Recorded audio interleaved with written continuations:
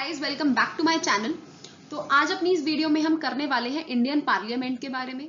हमने समझा था कि हमारे यहाँ पे 3 ऑर्गन होते हैं, लेजिस्लेचर, एग्जीक्यूटिव एंड जुडिशरी। तो इस वीडियो के थ्रू हम लेजिस्लेचर को सबसे पहले कवर करने वाले हैं। Legislature is basically the law making organ of the body, जो हमारी कंट्री के लिए लॉज बना रहा है। अगर वो सेंट्रल लेवल पे है, यूनियन लेवल पे है, इट इज कॉल्ड पार्लियामेंट। अगर वो स्टेट लेवल पे होता है तो it is called state legislature. Indian parliament के अंदर हमारे 2 हाउसेज आते हैं, लोकसभा एंड राज्यसभा। इन दोनों के बारे में आज हम अपनी इस वीडियो को समझेंगे और इसके नेक्स्ट वीडियो में हम कवर करेंगे अपना state legislature including our legislative assemblies and legislative councils. अच्छा, इनसे रिलेटेड ये टॉपिक तो बहुत इंपॉर्टेंट है क्योंकि बहुत सारे क्वेश्चंस यहाँ से पूछे जाते हैं इस टॉपिक से। सो इसके जो प्रीवियस ईयर के क्वेश्चंस होंगे वो मैंने इस वीडियो में ना कवर करके अपनी नेक्स्ट वीडियो में स्टेट लेजिस्लेचर के साथ कवर करे हैं, बिकॉज पूरा एक बार आप लेजिस्लेचर पढ़ लोगे तो उसके बाद क्वेश्चंस बनाने इजी रहेंगे। तो चलिए स्टार्ट करते हैं अपना आज का इस वीडियो को।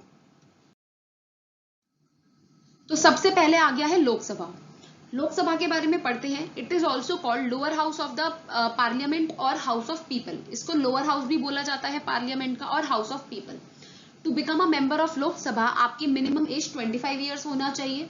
देखिए, और भी क्राइटेरिया होंगे इसके बेसिकली लोकसभा के मेंबर बनने के, like you should be a citizen of India.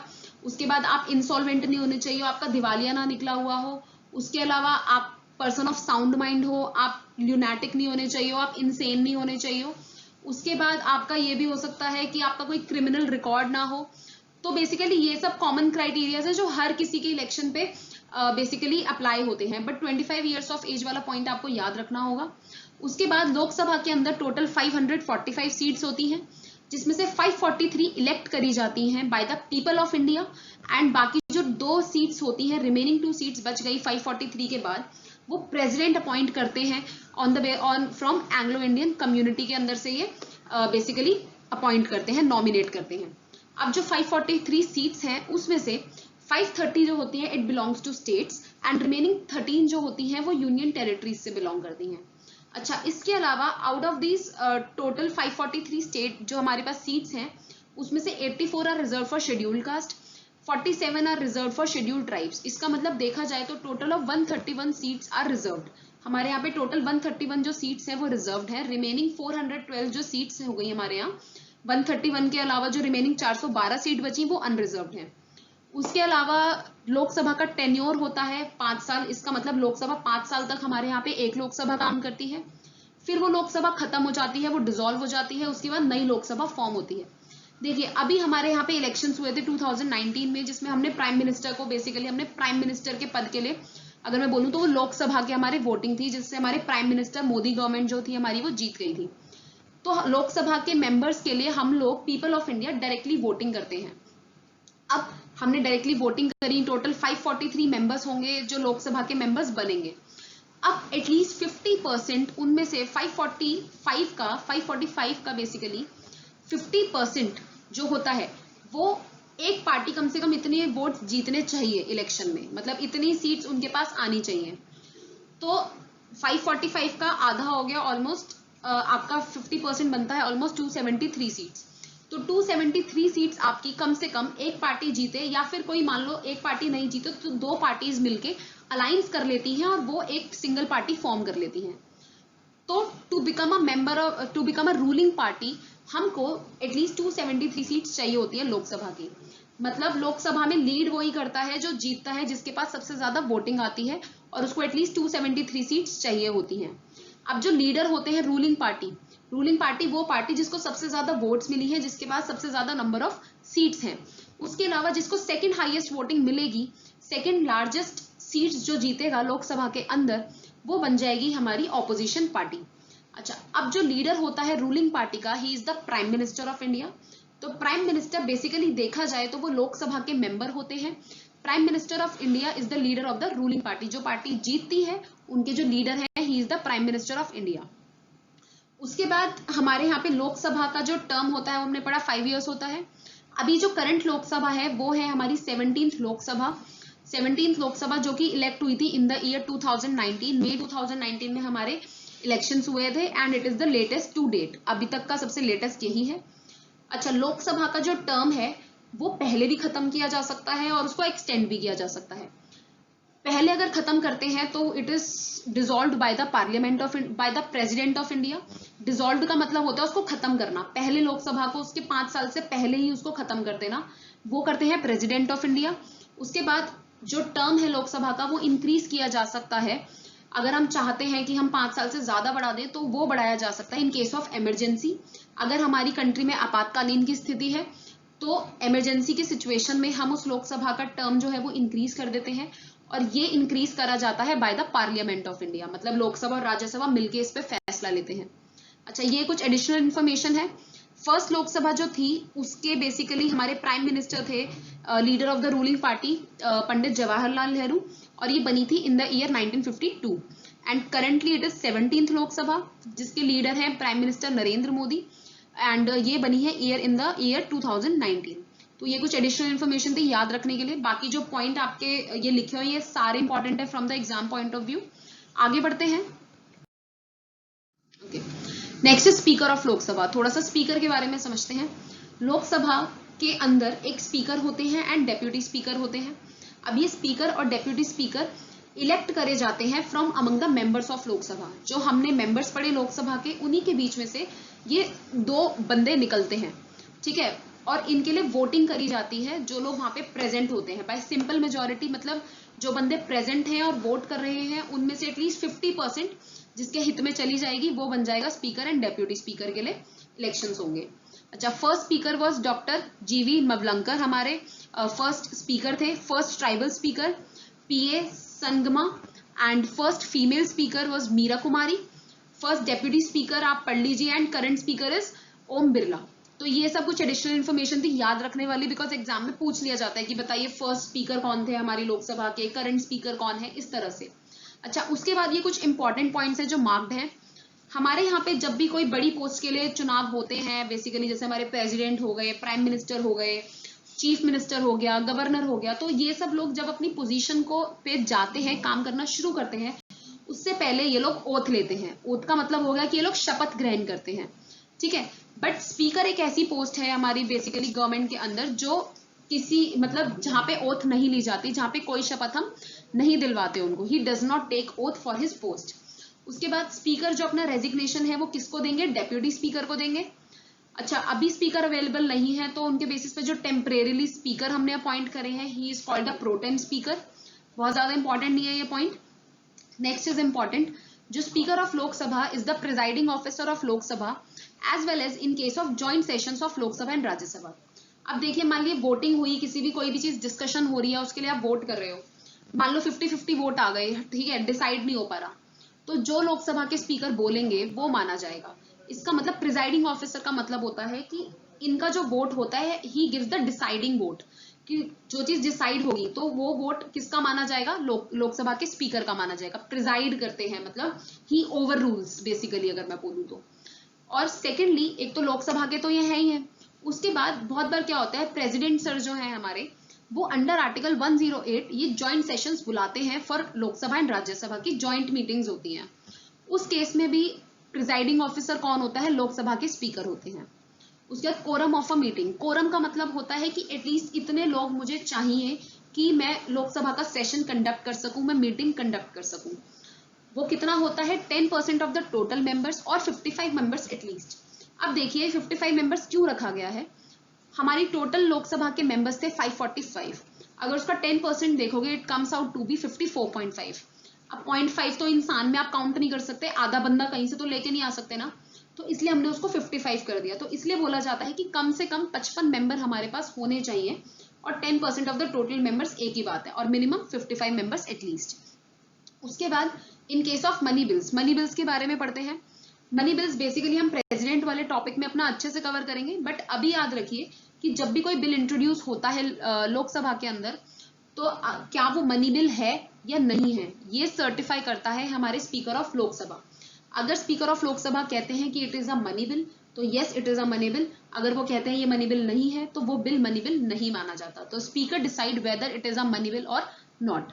Clear? तो ये कुछ स्पीकर ऑफ लोकसभा के बारे में इंफॉर्मेशन थी। आगे बढ़ते हैं। Next is sessions and hours of Lok Sabha. यहाँ पे भी थोड़ा सा इंपॉर्टेंट है क्योंकि यहाँ से भी क्वेश्चंस पूछे जाते हैं।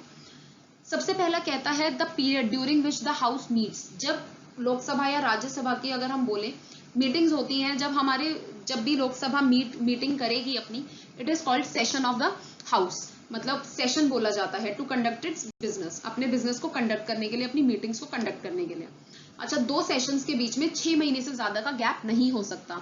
आपको एटलीस्ट इसका मतलब 2 बार साल के अंदर 2 बार आपको मिलना ही मिलना पड़ेगा, क्योंकि अब 6 महीने से ज्यादा का गैप नहीं कर सकते। तो लोकसभा की जो मीटिंग्स होती हैं एटलीस्ट ट्वाइस अ ईयर होनी चाहिए।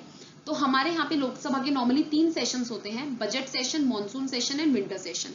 3 सेशंस होते हैं। आप टाइम पीरियड पढ़ लीजिए, कोई पूछेगा नहीं टाइम पीरियड इसका। अच्छा, अब जब लोकसभा की मीटिंग स्टार्ट होती है, it starts with a question hour.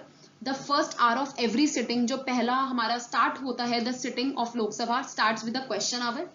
Question hour में बेसिकली क्या होता है ना कि जो हमारी ऑपोजिशन पार्टीज होती हैं और जो अदर मेंबर्स ऑफ लोकसभा होते हैं, वो जानना चाहते हैं कि गवर्नमेंट क्या वर्क कर रही है, उनकी एडमिनिस्ट्रेशन के बारे में जानना चाहते हैं, ठीक है, उनकी क्या पॉलिसीज हैं, क्या वो करने वाले हैं, ये सब चीजें जानना चाहती हैं इन द क्वेश्चन आवर। तो याद रखेंगे कि every sitting of Lok Sabha starts with the question hour. अच्छा, इसके अंदर क्वेश्चन आवर के अंदर 3 तरह के क्वेश्चंस पूछे जाते हैं, start questions, unstarred questions and short notice question. Start question basically वो क्वेश्चन जिनके लिए हमें ओरली आंसर चाहिए, ठीक है, आप ओरली बताओ हमें जो हम पूछ रहे हैं उसका आंसर दो अभी। Unstarred questions basically not so important questions, ठीक है, अगर रिटर्न में बाद में लिख के दे दोगे तो भी काम चल जाएगा, कोई इशू नहीं है। शॉर्ट नोटिस क्वेश्चंस होते हैं, बेसिकली ये अर्जेंट मैटर्स के ऊपर क्वेश्चंस होते हैं, जो कि बेसिकली जो सेशन होता है उससे मान लो कुछ दिन पहले ही हम नोटिस देते हैं अपनी गवर्नमेंट को कि सर हमें इन चीजों पे जवाब चाहिए। तो शॉर्ट नोटिस बेसिकली हमने जल्दी से बोला कि हमें थोड़ा अर्जेंट है, हमें इनके जवाब चाहिए। उसके बाद जब जैसे क्वेश्चन आवर खत्म होता है, the next hour starts is the question is the 0 hour. 0 hour start हो जाता है immediately after the question hour. तो ये सब चीजें आपको याद रखनी जरूरी है, what is a question hour, what is a 0 hour, किसके बाद फॉलो होता है, कितना गैप होता है बिटवीन द 2 सेशंस, कितना गैप होना चाहिए, इससे ज्यादा नहीं होना चाहिए। अच्छा, इसके बाद मान लो एक बार मीटिंग हो गई और नेक्स्ट मीटिंग बाद में है, तो इन दोनों मीटिंग्स के बीच में जब मीटिंग नहीं हो रही है, वो जो टाइम पीरियड होगा इट इज कॉल्ड रिसेस। मतलब 2 सेशंस के बीच में जो टाइम पीरियड होता है जब लोकसभा अपनी मीटिंग नहीं कर रही होती है, इट इज कॉल्ड रिसेस। वो पॉइंट भी आप एडिशनली याद रख सकते हो। आगे बढ़ते हैं, राज्यसभा के बारे में पढ़ते हैं थोड़ा सा। राज्यसभा के बारे में बोला जाता है also called upper house of the parliament और काउंसिल ऑफ स्टेट्स। इसको upper house of the parliament, जैसे लोकसभा को हम बोलते थे lower house of parliament, it is called upper house of parliament और काउंसिल ऑफ स्टेट्स। अच्छा, काउंसिल ऑफ स्टेट्स बताऊंगी अभी इसको क्यों बोलते हैं। इसके लिए मिनिमम एज होनी चाहिए आपकी 30 ईयर्स। बाकी सब चीजें वही है, वो आपसे मैंने बोला कि कोई नहीं पूछेगा, बट मिनिमम एज यहाँ पे आपको याद रखनी है 30 ईयर्स, जबकि लोकसभा के केस में इट वॉज 25 ईयर्स। अच्छा, टोटल सीट्स होती है राज्यसभा की 245 सीट्स, जिसमें से 233 इलेक्टेड होती हैं एंड 12 अपॉइंट करे जाती हैं by the president of India on the basis of art, literature, science. In fields में से वो 12 लोगों को अपॉइंट करते हैं, तो मतलब 233 इलेक्टेड होती हैं। अच्छा, अब जैसे लोकसभा के जो इलेक्शंस थे दे वर डायरेक्ट इलेक्शंस, लोग डायरेक्टली इलेक्ट करते थे अपने मेंबर्स को। यहाँ पर हम लोग डायरेक्टली वोट नहीं करते राज्यसभा के मेंबर्स को, हम चुनते हैं लेजिस्लेटिव असेंबली के मेंबर्स को। लेजिस्लेटिव असेंबली को हिंदी में बोला जाता है विधानसभा। हम विधानसभा के लिए वोट करते हैं। अब जो विधानसभा के मेंबर्स होते हैं वो आगे वोटिंग करते हैं फॉर द राज्यसभा मेंबर्स। तो मेंबर्स ऑफ राज्यसभा जो होते हैं, जो ये 233 मेंबर्स हैं, ये इनडायरेक्टली इलेक्ट करे जाते हैं by the members of legislative assembly. उसके बाद जो टेन्योर होता है इसका, ध्यान कीजिए, लोकसभा का टेन्योर वाज 5 इयर्स, जबकि राज्यसभा का एज सच कोई टेन्योर नहीं है, ये परमानेंट बॉडी है। लोकसभा डिसॉल्व हो जाती है 5 साल के बाद, नई लोकसभा फॉर्म होती है, बट राज्यसभा डिसॉल्व नहीं होती, it is a permanent body. But इसके अंदर एक चीज ये है कि इसके जो टोटल मेंबर्स हैं उसमें से 1/3 एवरी 2 ईयर्स पे रिटायर होते हैं। इसका मतलब पहले 2 सालों में 1/3, अगले 2 सालों में 1/3, उससे अगले 2 सालों में 1/3 मेंबर्स।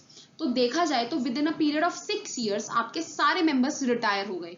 इसका मतलब अगर मैं इनडायरेक्टली बोलूं तो टेन्योर हो गया 6 ईयर्स, बट परमानेंट बॉडी है, डिसॉल्व नहीं करी जाती है। अच्छा, उसके बाद वेरी वेरी इंपॉर्टेंट जो है आपका इसमें पढ़ने के लिए वो ये है, vice president is the ex officio chairman of Rajya Sabha. इसका मतलब ये हो गया कि जो हमारी कंट्री के वाइस प्रेसिडेंट हैं, he is the by default he is the chairman of Rajya Sabha. जो वाइस प्रेसिडेंट होंगे उनको मान लिया जाएगा कि वो राज्यसभा के चेयरमैन हैं।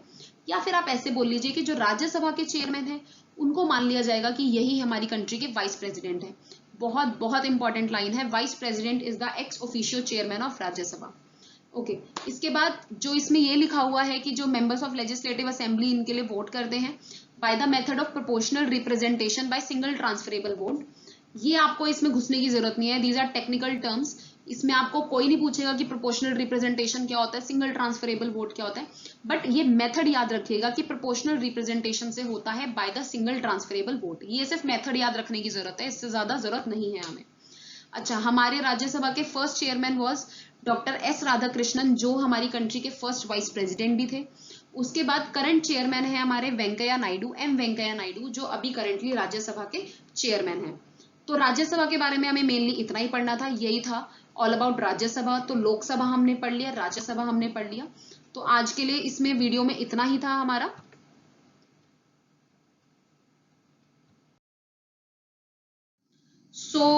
ये पूरा इंडियन पार्लियामेंट के बारे में हमने समझ लिया है कि क्या होता है। तो अगर आपको ये वीडियो पसंद आता है तो लाइक कीजिएगा, इसे शेयर कीजिएगा अपने फ्रेंड्स एंड रिलेटिव्स के साथ। अग्रवाल अकेडमी को सब्सक्राइब कर लीजिएगा अगर अभी तक नहीं करा है, और बेल आइकन को प्रेस करना ना भूलें। कोई भी फीडबैक या कमेंट हो आपका तो मुझे कमेंट सेक्शन में मतलब बेसिकली कमेंट सेक्शन में कमेंट करके जरूर बताइएगा। अच्छे से मेहनत कीजिए, इंडियन पार्लियामेंट के बारे में इतना पढ़ लोगे मोर देन सफिशिएंट, अच्छे से एग्जाम में क्रैक कर लोगे, कोई इश्यू नहीं है। Do well guys, work hard and bye bye.